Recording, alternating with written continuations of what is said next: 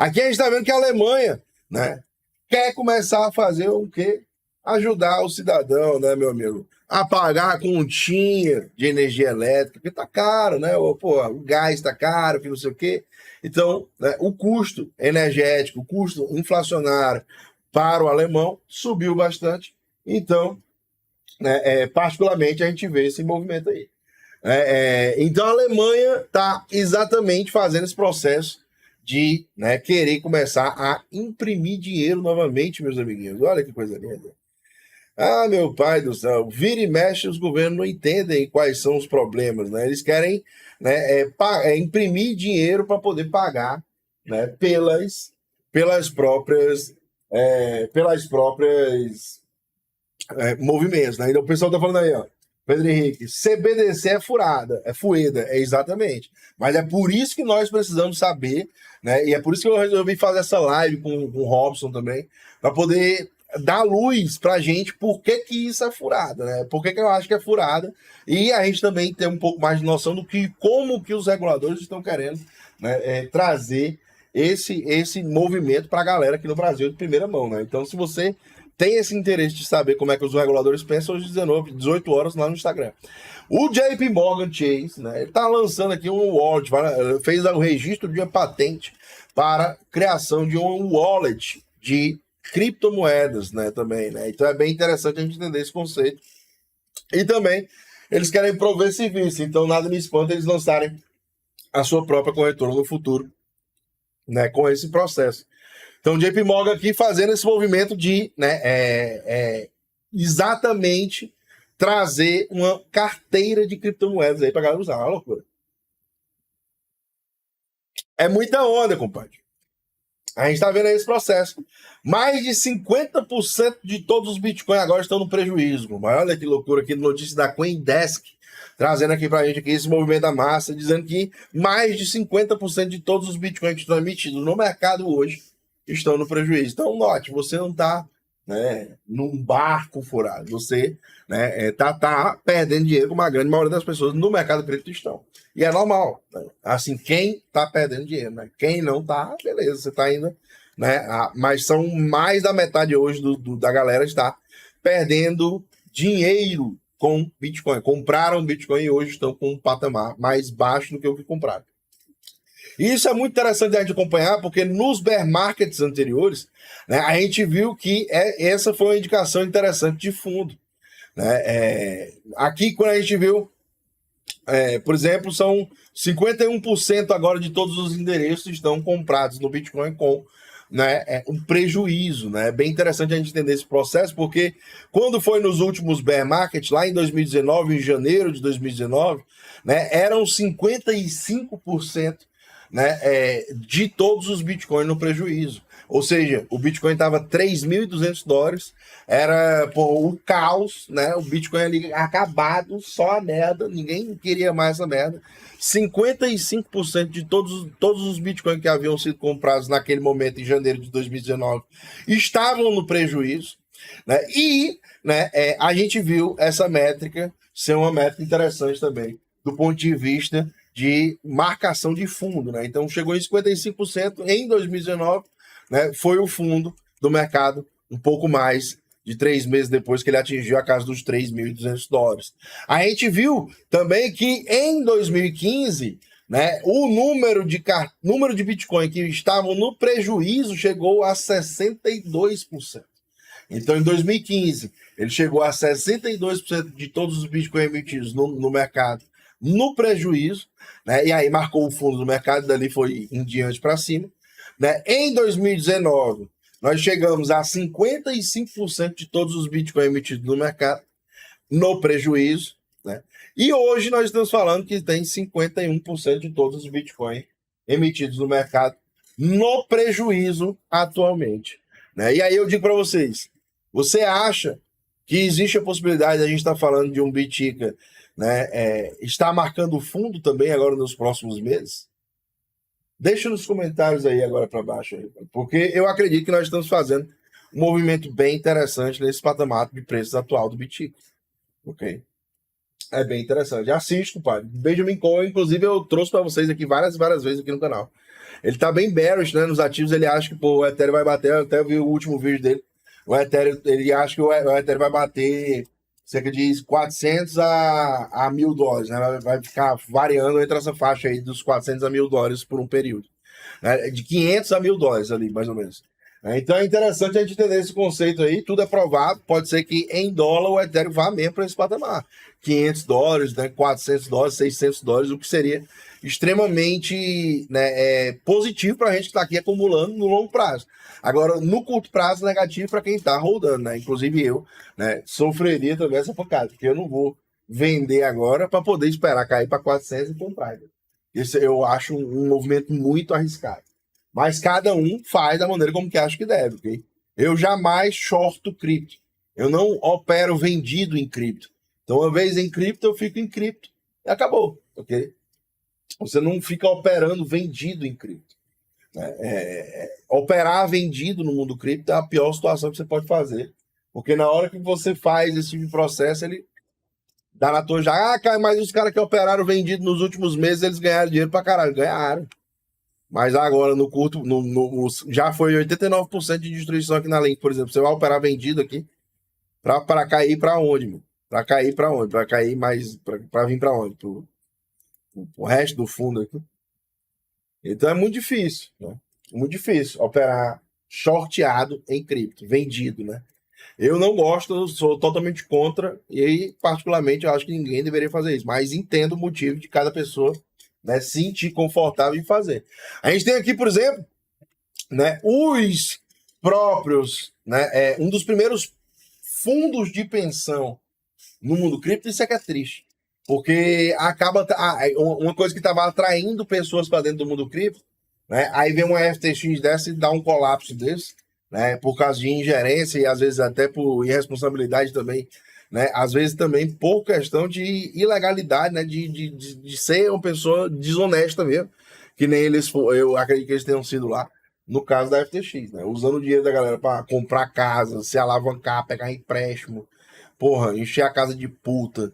É muita onda, tá ligado? Então, assim, você não pode pegar. Você escute, galera, você não pode, como corretor, se você algum dia botar uma corretora na sua vida, você não pode pegar o dinheiro dos clientes e tomar uma dívida em cima para encher a sua casa de puta, ok? Você não pode fazer isso. Não pode fazer isso, ok? Se você fizer isso, é uma coisa que é triste. Então você vai acabar se queimando pesado no mercado. E aí foi exatamente isso que a FTX, né, aconteceu. E aí, né, exato, o cara queria pegar o dia da galera, o cara queria pegar o dia da galera, encher a casa de puta e ficar lá curtindo, fazer suruba, o caralho. Isso não existe. Isso não tem cabimento, amor. Okay?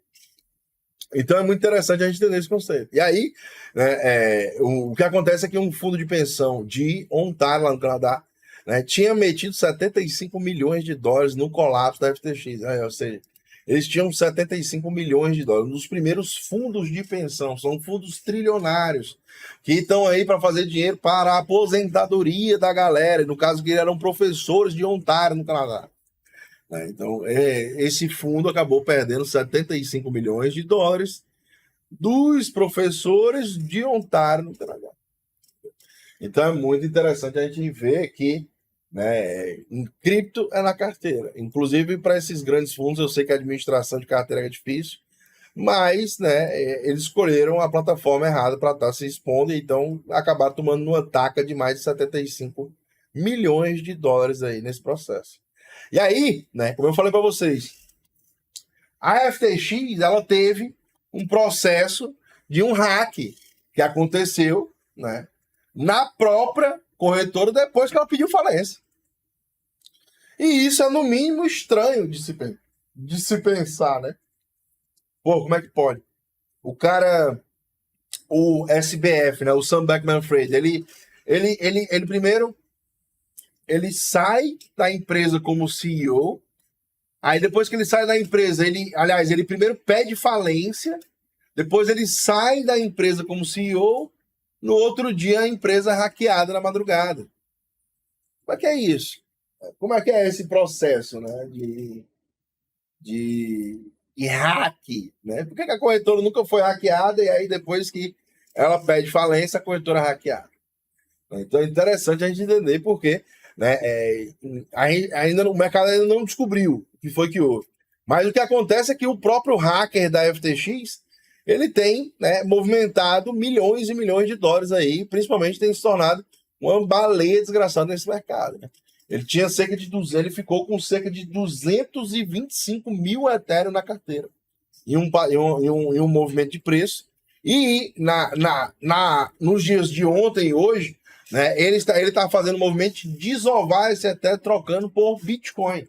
Então ele está vendendo Ethereum e comprando Bitcoin, né? Esse hacker está fazendo esse processo.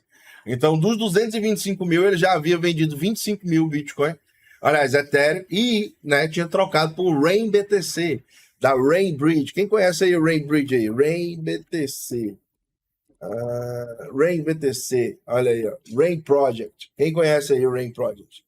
Né? O Rain Project é um projeto que faz a bridge, a transferência de ativos entre, né, blockchains. Né? Então é interessante que, né, o hacker da FTX ele pegou, transformou muitos dos ativos em Ethereum, passou uns dias em Ethereum e agora está transformando esses Ethereum, uma parte deles, por exemplo, né, em Rain BTC, que é o Rain é o Bitcoin do projeto Rain, né? E aí, por que ele está fazendo isso? Porque ele pode pegar o Rain BTC e devolver no contrato do Rain Project e sacar Bitcoin para a blockchain original. Então é interessante que você entenda esse processo. Ele tem um token na blockchain do Ethereum que representa o Bitcoin, chama Rain BTC, ele deposita esse token no contrato do Rain, devolvendo esse Rain BTC, e ele vai sacar Bitcoin na blockchain original do Bitcoin, no endereço de Bitcoin, na blockchain, na rede Bitcoin, sem ser mais na rede Ethereum. Então ele fez uma bridge, uma mudança entre redes, né? Ele saiu da rede Ethereum e trouxe de volta esses Bitcoin para a rede Bitcoin. Né? Então é interessante vocês entenderem esse processo. Né? Para transformar o Rain BTC não precisa de KYC, Major? Não. André Ricardo aí está perguntando. Não precisa de KYC, é um projeto de contrato inteligente. Então você faz tanto o processo de mandar o Bitcoin e transformar ele em Rain BTC e utilizar ele na rede Ethereum, quanto você pode pegar esse Rain BTC da rede Ethereum, enviar de volta para a blockchain e enviar de volta para o contrato e receber na blockchain do Bitcoin esses Bitcoins que haviam sido depositados lá. E esse Rain vai funcionar como um exchange, ele funciona como uma bridge, é uma ponte. Assim que ele funciona como exatamente uma forma de você mandar e receber ativos da blockchain do Ethereum para a blockchain do Bitcoin, da blockchain do Bitcoin para a blockchain do Ethereum. E outras blockchains também, não somente essas, né? Então ele trabalha com algumas blockchains, por exemplo, Bitcoin, Ethereum, Solana, né? Aqui é o Rain mesmo, aí tem, né, o SDC, DAI, né, Binance, tem, porra, Compound, Chainlink, Uniswap e outros aplicativos que utilizam o Rain BTC, né? Então é muito interessante entender esse conceito. O Rain BTC ele é parecido com o WBTC, só que o WBTC ele é gerido por uma empresa chamada BitGo. Então lá você tem que fazer o processo de KYC, de mandar documento, de fazer todo esse processo, né? Então é um pouco mais trabalhoso. E o protocolo Rain tem a chance de valorização? Cara, o Rain é um token que você usa para fazer stake para, né, validar as transações entre uma blockchain e outra. Né? Só que você precisa ter uma quantia muito grande de tokens para você se tornar um validador. Então, tem a chance de ter valorização? Se você acreditar nesse modelo de negócio de bridge, né, que ganham taxas, né, nesse meio do caminho, né, pode ser interessante. Agora, eu particularmente não tenho token Rain, né? Já tive no passado, ganhei até um dinheiro, mas hoje não tenho mais. Aí, ó. Boa tarde, meus amores. Boa tarde, cara. Estamos juntos, juntos. Sem palavras não tem como. Sem as palavras não tem como, exatamente. As palavras é o mais importante. Então, white hack, né, é putaria. White hack, black hat, são coisas, são termos do mundo cripto. Né? White hack é quando um cara hackeia um projeto, né? Mas ele é um hacker do bem, vamos dizer assim, né? Ele é um hacker do bem. Ele simplesmente foi lá e hackeou para poder explorar aquela vulnerabilidade antes de alguém mal intencionado roubar. Então ele rouba aqueles fundos para a carteira dele, né? Avisa os desenvolvedores do projeto, devolve os fundos para a galera do projeto e recebe uma recompensa por isso. Esses são os white hat, né? Que são os hackers que roubam ali para, né, fazer esse processo, né, de aumentar a segurança da rede, né? Os caras são pessoas do bem, vamos dizer assim. E o black hat é quando o cara rouba mesmo para botar no rabo e foda-se quem tiver atrás, né? Então é bem interessante. A gente tem aqui, ó, um dos rumores que está acontecendo no mercado cripto, né? E que, pô, é muito importante que vocês saibam do que está acontecendo, é que a Genesis hoje, ela pediu ela tá pedindo um emergencial aí, um financiamento emergencial, vamos dizer assim, né? Um investimento de algum financiador emergencial que consiga aportar $1 bilhão lá, né? Porque se a DGC, que é a Digital Currency Group, né, ela não conseguir, ela tiver realmente devendo esse $1 bilhão para a Genesis, ela pode ter um impacto na outra subsidiária, que é a qual a própria Grayscale. A Grayscale, pessoal, é o maior fundo de investimento no mercado cripto, ok? Grayscale Bitcoin Trust. Eles hoje têm 643.572 Bitcoin. Então é Bitcoin pra caralho, ok? A Gênesis tá pedindo vale. A Gênesis tá pedindo vale. Não, isso não é gravado não, véio. Isso aqui é ao vivo, véio. Tá doida? Isso aqui é ao vivo, filhote de baleia. Vamos pra cima. Inclusive, deixa o seu like aí, a sua opinião aí, se você estiver gostando dessas informações aí, brother. Ok? Ó, o Yuri disse que vai emprestar $1 bilhãozinho pra eles. Então, pô, vai estar todo mundo safo aí, tá de pô. Só que o que acontece é que, né, a Gênesis pode estar passando esse processo e ela começar a impactar, né, indiretamente outros participantes. Então é bem interessante que a gente entenda que a Grayscale pode ser impactada, ela tem que pelo menos liquidar uma parte desses Bitcoins que já estão depreciados lá na própria Grayscale. Né? A Grayscale ela está negociando, né, com a metade do preço do Bitcoin já de desconto. É interessante a gente entender esse ponto. E, né, foi se perguntado para a Grayscale para ela fazer o que o CZ chamou de dias atrás de, né, Proof of Reserves, que são as provas de reserva. Você mostrar e identificar quais são as suas wallets que têm os seus ativos base custeados em, né, custodiados naquelas carteiras. E aí o que acontece é o seguinte, né, a própria Grayscale disse que não vai fornecer nenhum tipo de endereço que contém esses bitcoins que ela diz ter, né?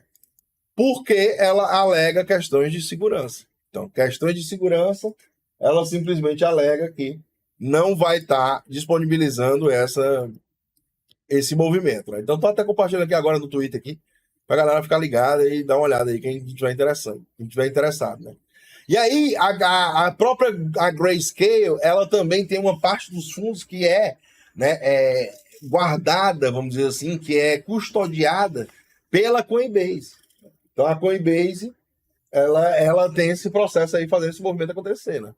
Então, nota, tem uma incestualidade, uma parada muito doida, um contágio acontecendo. Pô, a FTX quebra, a Gênesis tem problemas, bloqueia saques, né? E a Gênesis está paralelamente correlacionada à DGC, que é a Digital Currency, Digital Assets Currency, Digital Currency, como é? DCG, né? Digital Currency Group. Digital Currency Group, né? É Digital Currency Group, o nome desse bicho aqui, ó. Digital Currency Group, tá aqui, ó. Digital Currency Group, ok? A DGC é uma empresa que controla a Genesis e controla a outra Grayscale. Então, se a DGC for impactada na Genesis, ela pode sofrer com a Grayscale também, entendeu? Então, tem uns impactos assim que a gente tem que estar percebendo no mercado. Ó, o Rodrigo mandou 2 aqui no balde aí, tamo junto, Major. Acha que a Link chega nos $20 no LP em longo prazo? Cara, acredita. Eu fiz até no começo da live aí, não sei se tu tava assistindo, mas eu fiz aqui no começo da live aqui, uma projeção, acho que a Link pode passar do topo histórico, mano. Então nós estamos falando aí de um crescimento de mais de 800%, cara, do patamar de preços atual. O patamar de preços atual são 800% aí de crescimento da Link. A Link chegou a $54 aqui aproximadamente. Então é importante você entender que a minha visão para a Chainlink é ela superar o topo histórico. Ah, cara, mas está sendo muito bullish. Cara, é no momento de ser. No momento que todo mundo é negativo, que você tem que ser o mais bullish de todos. É essa aí. Quando só sai notícia negativa, quando só sai coisa ruim, quando só sai coisa que não presta, coisa que traz incerteza, dúvida e caos no mercado, é ali que você tem que estar calçando a chuteira. Ok? É ali que você tem que estar calçando a chuteira. Então é muito interessante você pensar dessa maneira, mano. Pense dessa maneira. De maneira contrária, tá ligado? De maneira contrária, bro. Você não pode ficar agindo de maneira, né? Todo mundo tá fazendo isso, então eu vou fazer isso. Ah, todo mundo tá fazendo isso, então eu vou fazer isso. Então, age de maneira contrária. Age de maneira contrária. Aqui a gente tem uma pesquisa no mercado tradicional, aí eu digo, pô, S&P, ações, mercado tradicional como um todo. Esse indicador, ele mostra, né, o sentimento dos participantes do mercado avaliado por pesquisas que foram feitas por essa análise aqui. E aí, né, vários e vários investidores pesquisados, você encontra aqui, né, o patamar de bullishness, que é o quê? O patamar da galera tá, querendo adquirir mercado de ir para cima, né, ser bullish, né, de acreditar que o mercado vai subir daqui para frente, né, tá nas mínimas históricas, né? Então é muito interessante a gente ver que voltou para casa de 1990 aqui, quando a gente não via esse patamar desse indicador aqui, né, de tão excessivo pessimismo, né, que a gente está vendo aqui abaixo. Então você está vendo aqui que a linha verde aqui abaixo, a linha verde aqui de baixo, é a linha que mostra o excessivo pessimismo que está acontecendo nesse mercado, né? Então, quando se está assim, é um momento para você agir de maneira contrária, fazer o seu processo e meter a sua marcha. Link é o quê? Chainlink. Um oráculo, tamo junto. Aí, ó, o Júnior Rocha mandou 5 no balde. Major, o que você acha de coleção de NFT de gen da rede Asta? Tô fora, mano. Isso é pica pra sentar. Ok? Tamo junto. Mas cada um senta na pica que quer. Então vai que vai. Em fundamentos intactos, all time high é inevitável. Exatamente. Vela verde aí, ó.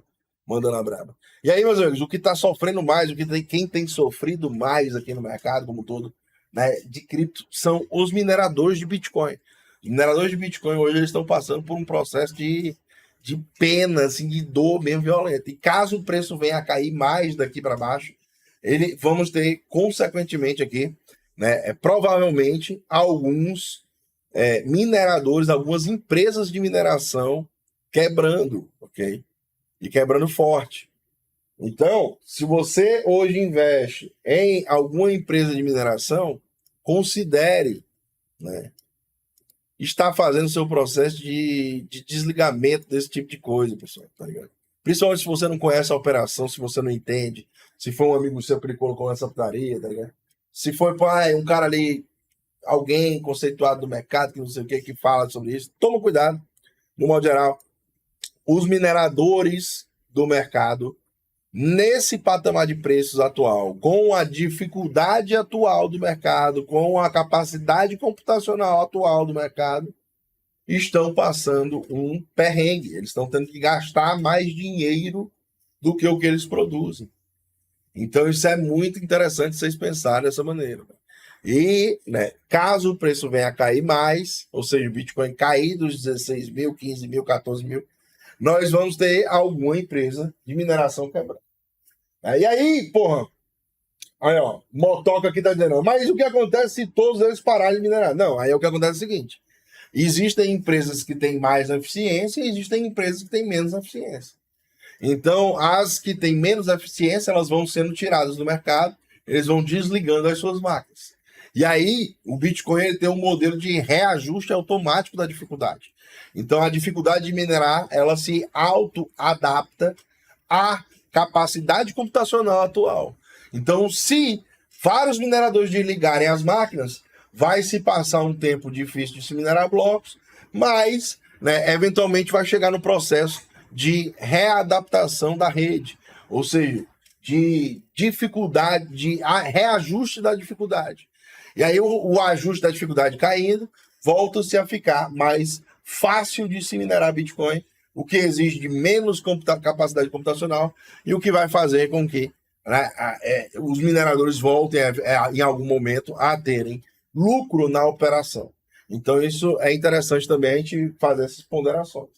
Like na confiança, Major. Tamo junto. Obrigado por todo mundo que tá soltando aquele likeão bonito aí pra gente, mano. Obrigado mesmo de coração. São 700 pessoas aí na live com 664 likes aí. Estamos quase chegando nos 700 likes aí sim. Vamos que vamos.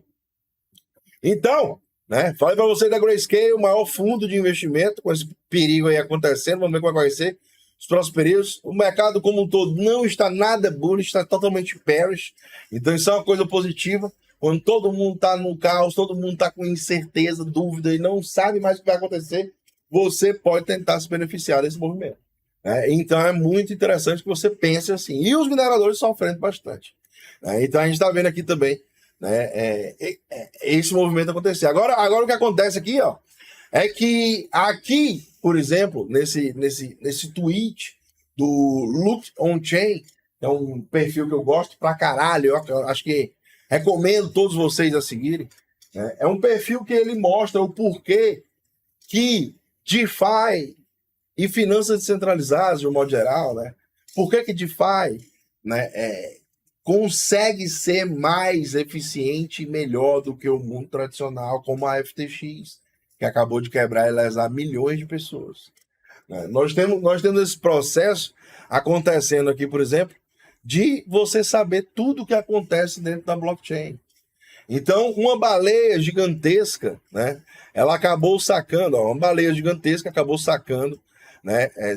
120 mil Ethereum aqui aproximadamente, 117.870 Ethereum, né? São 132 milhões de dólares. Ele sacou da Bitfinex, depositou no Aave, né? Então, olha a beleza, ele pegou esse 120 mil até depositou no Aave, e aí ele em seguida pegou um empréstimo de 80 milhões de USDC no Aave e transferiu 55 milhões de USDC para a Binance. 5 milhões de USDC foram para a Coinbase, 20 milhões de USDC foram para a Circle.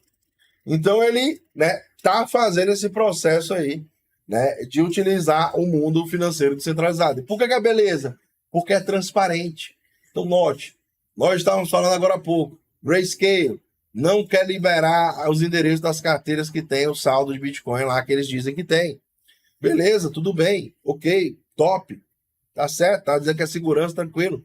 Só que existe também a necessidade das pessoas terem que confiar que aquele Bitcoin tá lá.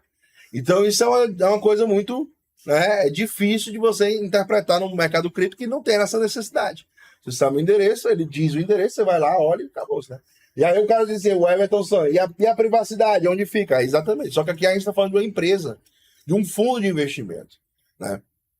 E, né, no caso, essa baleia aqui, ó, Giant Whale, né, que é uma baleia gigantesca, né, ela simplesmente, né, a privacidade dela não tem privacidade no mundo cripto.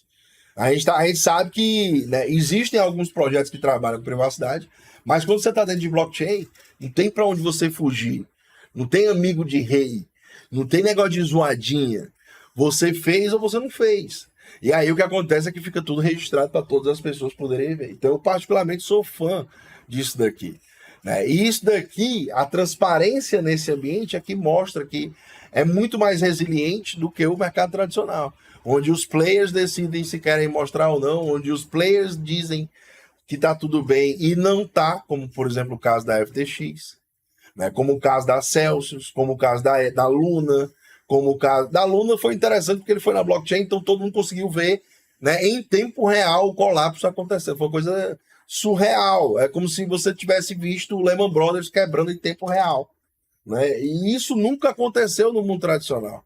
Apesar de ter sido um negócio que quebrou milhões de pessoas, beleza, mas o que acontece é que, né, foi um movimento que foi pela primeira vez visto dentro de uma blockchain em tempo real acontecendo aquela quebração, né? Então, é muita loucura. Major, Solana sobrevive a aparelhos. Cara, eu nunca gostei de Solana, não vai ser hoje que eu vou gostar, depois de todo esse impacto que ela sofreu junto à FTX. A Solana tem poucos validadores também. E, né, no momento que acontece qualquer tipo de. Não tem Brasil, não, é. No momento que acontece qualquer tipo de problema, a Solana fica se batendo lá e, pô, a galera fica querendo saber onde é que tá o dinheiro, né? Mas o que acontece é que ela, depois ela liga de novo lá o fio, aí ela volta a funcionar, né? Então tem sido assim. Espero que ela não acabe, não morra, não, porra, não suma, né? Porque aí seria um rug pull do caralho, o maior rug pull da história, né? Porque a gente sabe que a Solana ela tem uma conexão muito forte com a Alameda Capital e com a corretora FTX, né? Então, eles por trás da Solana fizeram todo esse marketing que fez a Solana crescer e se tornar o que foi.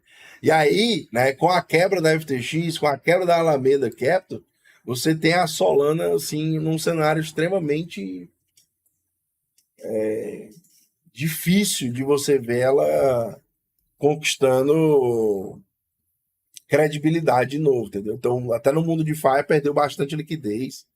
Não, assim, a Solana é foda, velho. Eu sempre falei pra vocês, quem acompanha o canal aqui há muito tempo, sabe que eu nunca utilizei Solana, a galera, pô, ganhou dinheiro pra caralho utilizando, depois perdeu dinheiro pra caralho, tá aí, ó. Agora chorando essa porra. Então você não tem que estar pensando em se expor a projetos que vão estar aqui pra um hype, como por exemplo a galera tá querendo se expor agora a negócio de Chiles e Fan Token por causa da Copa do Mundo. Você não tem que pensar em se expor a hype. Você tem que pensar em se expor a coisas que são infraestrutura, que são coisas que vão estar aqui a longo prazo, que vão dar sequência no desenvolvimento desse ambiente cripto, né? Então é assim que eu penso, né? Cada um pode pensar da maneira como que achar que deve. E a Matic, né? Tá passando por um momento difícil aí agora com toda essa conturbação, mas a gente tem que lembrar vocês que o próprio JP Morgan aí acabou utilizando, né, e fazendo a sua primeira transação dentro de pools de liquidez e em empréstimos descentralizados utilizando a rede Polygon, né? Até comentei nos meus stories aí, acho que foi ontem. Então é bem interessante a gente entender esse conceito. Ela utilizou tanto a Uniswap quanto a própria Aave para fazer o processo de pegar empréstimos, prover liquidez e, né, se tornar formador de mercado também, né, de alguns ativos específicos, utilizando, né, plataformas específicas aí, tanto do Aave quanto da Uniswap, né, na Polygon, na rede Polygon. Né? Então, eu acho que o processo segue. E Chainlink, número de carteiras hoje rodando Chainlink segue crescendo violentamente, né? Já são 741 mil. Né? Assim, dias atrás eram 700 mil. Então subiu 41 mil carteiras assim, rodando o Chainlink em um curto espaço de tempo, eu posso dizer para você, porque eu tô acompanhando isso aqui semanalmente. E, porra, foi um curto espaço de tempo que essa porra subiu aqui. E aí, né, o próprio DOJ, né, que é o Departamento de Justiça lá nos Estados Unidos, né, chama os próprios desenvolvedores brabos mesmo, galera que é fina, que representa e que trabalha de verdade na indústria cripto, né, com honestidade, coisa de verdade mesmo, para poder falar. Então eles chamam a galera para falar. Falar o quê? Falar sobre como está sendo feito isso, por que funciona, como é que é mais eficiente, explicar sobre esse movimento. Então, note, o Departamento de Justiça aqui americano está pedindo, né, que a própria indústria cripto, que é de verdade, que é de consolidada, vá dar claridade como isso funciona para poder eles tentarem regular da melhor maneira possível. Isso é muito interessante a gente acompanhar. Ethereum segue deflacionário aí, compadre, na casa de 4.500 Ethereum derretidos aí depois do merge, né? E, né, mostrando que o potencial da blockchain se tornar deflacionário com o passar do tempo, né? Então isso faz com que você tenha noção de que quanto mais deflacionária a rede for, mais Ethereum vai estar sendo destruído, menos Ethereum vai ter circulando no mercado. menos Ethereum circulando no mercado, mais o valor de cada Ethereum tende a se tornar, né, maior, né? Aí, ó, 474 mil validadores aqui, com mais de 15 milhões e 160 mil Ethereum em stake. Também segue crescendo, desenvolvendo esse número de Ethereum em stake aqui. Passamos da barreira dos 15 milhões, quem sabe nos próximos dias vamos passar da barreira dos 16.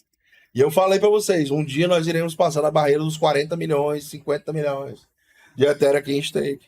E aí a galera, cara, que não sei o que, vai estar naquele sustão. Eu falei, vamos, aí só ter paciência.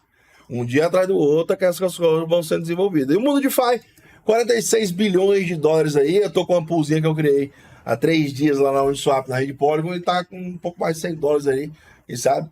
Já de taxas coletadas na rede Uniswap, fazendo exatamente provendo liquidez entre a GNS e a Matic, que é uma pool que eu gosto bastante.